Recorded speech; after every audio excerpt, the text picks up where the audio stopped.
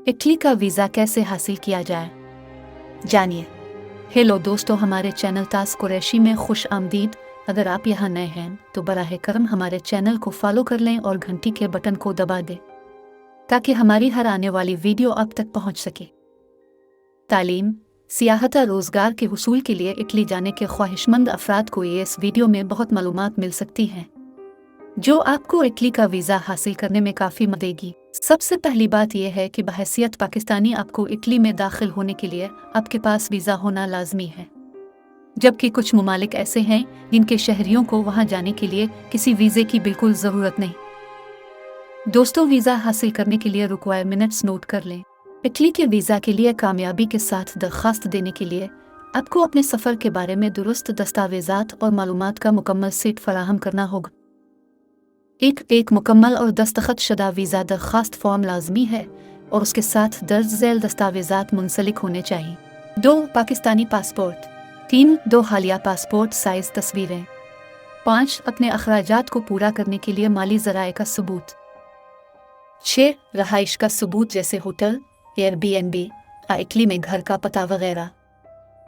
7 cover litre. 8 वापसी के ticket. 9 30,000 euros कम अज़ कम कवरेज के साथ medical insurance. 10 visa fees तकाज़े।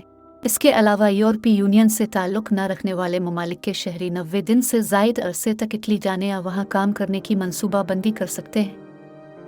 Italy के वीज़े की ज़रूरियात में तब्दीली हो सकती है, जिसके पेश नज़र आपको वहाँ का सफ़र करने से पहले ताज़ा तरीन मालूमात का हुसूल और मशवरा करना भी लाजमी है। वीज़ा के लिए कैसे अप्लाई करें?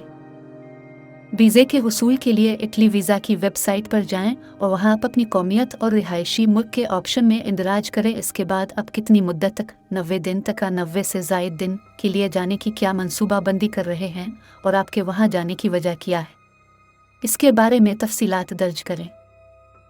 अगर आप एक सयाह की हैसियत से जाना चाहते हैं तो सियाहत के खाने का इंतखाब करें।